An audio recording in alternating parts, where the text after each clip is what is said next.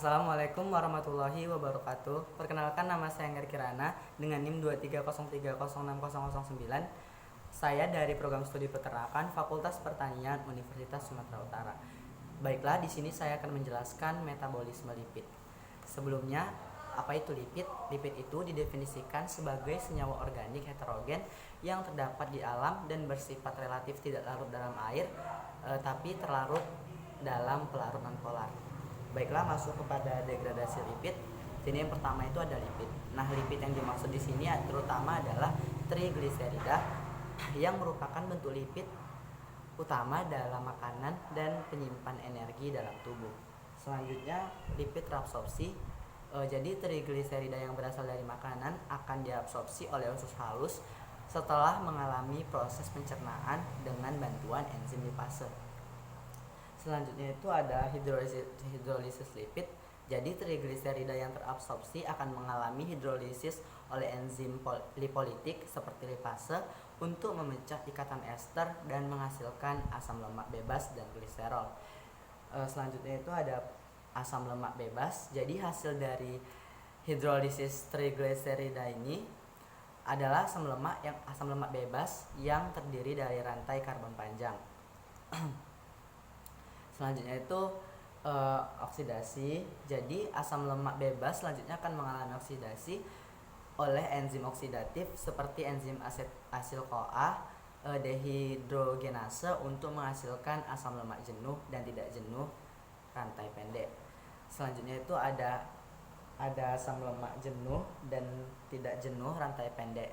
Jadi hasil dari oksidasi asam lemak bebas adalah asam lemak jenuh dan tidak jenuh dengan rantai karbon yang lebih pendek. Selanjutnya itu rantai beta oksidasi. Asam lemak rantai pendek ini akan mengalami reaksi rantai beta oksidasi secara berulang di dalam mitokondria untuk memecah rantai karbon menjadi unit asetil-CoA. Selanjutnya itu ada asetil-CoA. Jadi setiap siklus beta oksidasi akan mengalami satu molekul asetil-CoA yang merupakan unit utama yang akan memasuki siklus Krebs. Selanjutnya itu ada siklus Krebs. Jadi asetil-CoA akan memasuki siklus Krebs atau siklus asam sitrat yang terjadi di dalam matriks mitokondria. Dalam siklus ini, asetil-CoA akan dioksidasi secara lengkap menjadi karbon dioksida atau CO2 dan menghasilkan beberapa molekul pembawa elektron yaitu NHDA dan FADH2. Yang terakhir itu ada ATP. Jadi molekul pembawa elektron NADH dan FADH2 yang dihasilkan dari siklus Krebs akan memasuki rantai transport elektron untuk menghasilkan ATP melalui proses fosforilasi oksidatif. ATP inilah yang merupakan sumber energi utama bagi sel. Oke, selanjutnya masuk kepada biosintesis asam lemak yang dimulai dari asetil-CoA. Jadi asetil-CoA ini berasal dari oksidasi karbohidrat, lemak atau protein dalam metabolisme sel. Asetil-CoA merupakan unit dasar pembentukan asam lemak. Yang selanjutnya itu ada malonyl-CoA. Jadi malonyl-CoA ini dibentuk dari asetil-CoA melalui reaksi yang dikatalisis oleh enzim asetil-CoA karboksilase.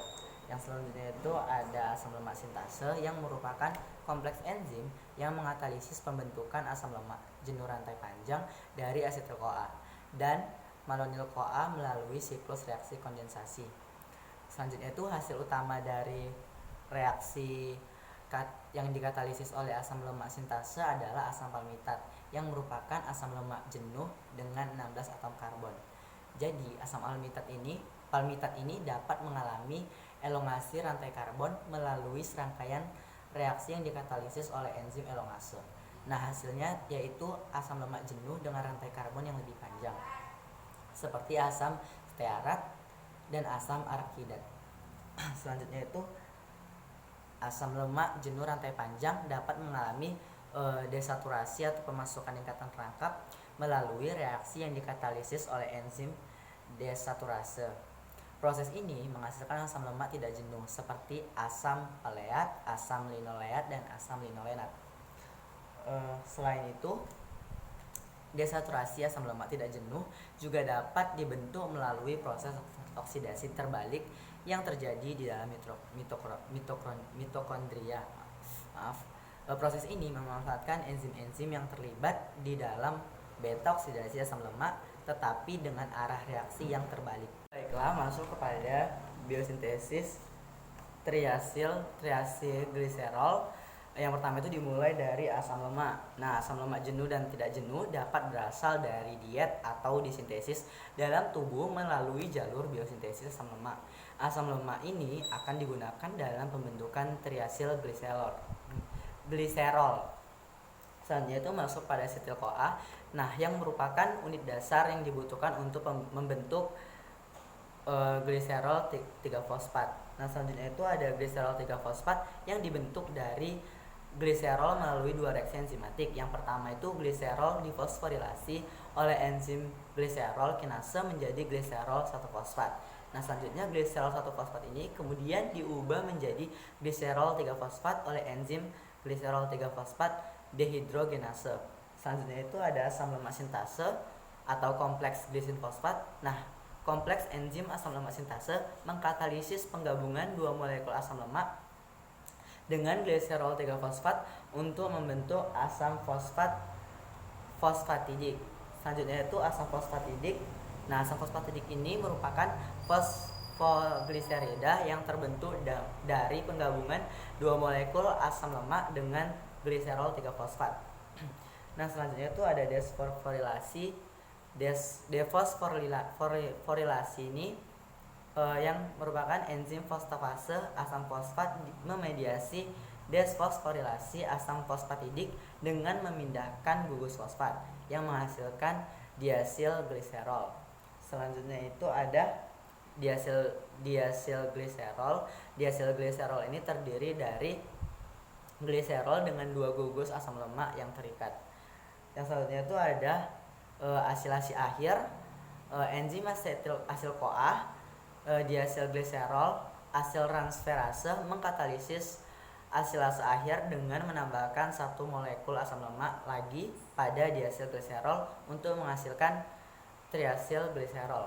Nah, selanjutnya itu triasilgliserol merupakan lipid utama penyimpanan energi dalam tubuh, terdiri dari gliserol dengan 3 gugus asam lemak yang terikat.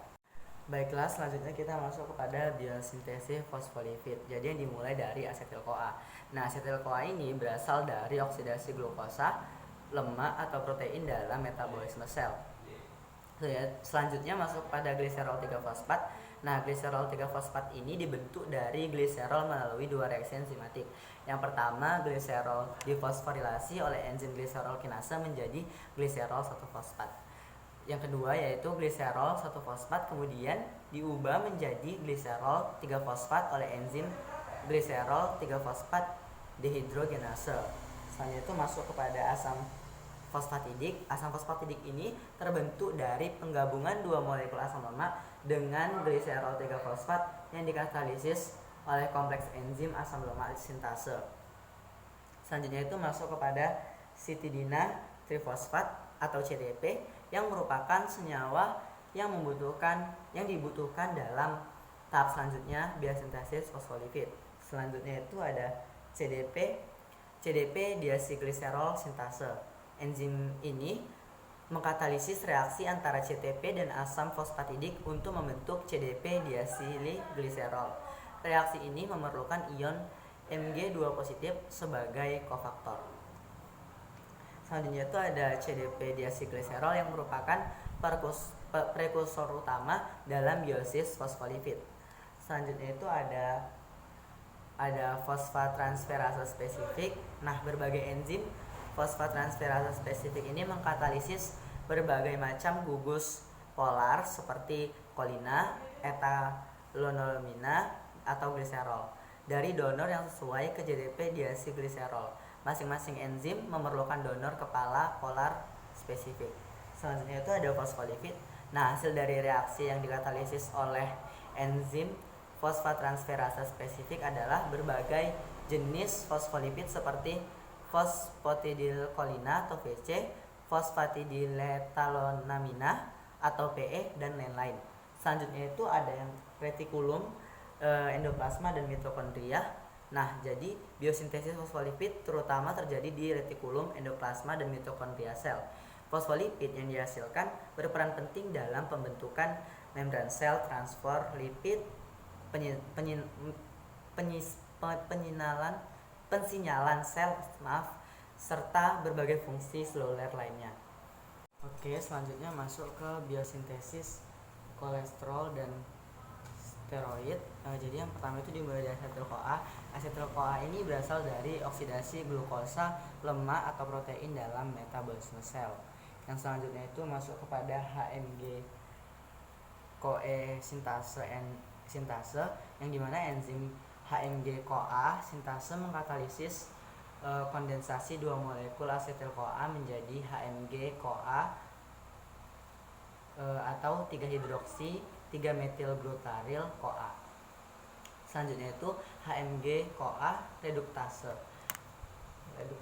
Jadi enzim HMG CoA yang reduktase ini merupakan tahapan pengatur utama dalam biosintesis kolesterol. Enzim ini mengkatalisis konversi HMG CoA menjadi mevalonat. Yang selanjutnya itu ada mevalonat kinase. Nah, mevalonat itu diubah melalui dua tahap fosforilasi yang dikatalisis oleh enzim mevalonat kinase dan enzim lainnya. Selanjutnya itu masuk ke IPP dan DMAPP atau isoprenoid. Serangkaian reaksi fosforilasi dan hidrasi berulang mengubah produk mevalonat kinase menjadi unit isoprenoid atau IPP, yaitu isopentenyl pirofosfat dan DMAPP atau dimetilalil pirofosfat. Yang selanjutnya itu ada squalen. Jadi squalen ini dibentuk dari kondensasi 6 unit isoprenoid yaitu IPP dan DMAPP. Selanjutnya itu ada lanosterol yang squalennya itu mengalami siklisasi untuk membentuk lanosterol yang merupakan prekursor utama kolesterol. Selanjutnya itu ada kolesterol yang dimana kolesterol itu dibentuk melalui serangkaian reaksi enzimatis yang mengubah lanosterol seperti pemindahan gugus metil, migrasi, ikatan rangkap, dan reduksi.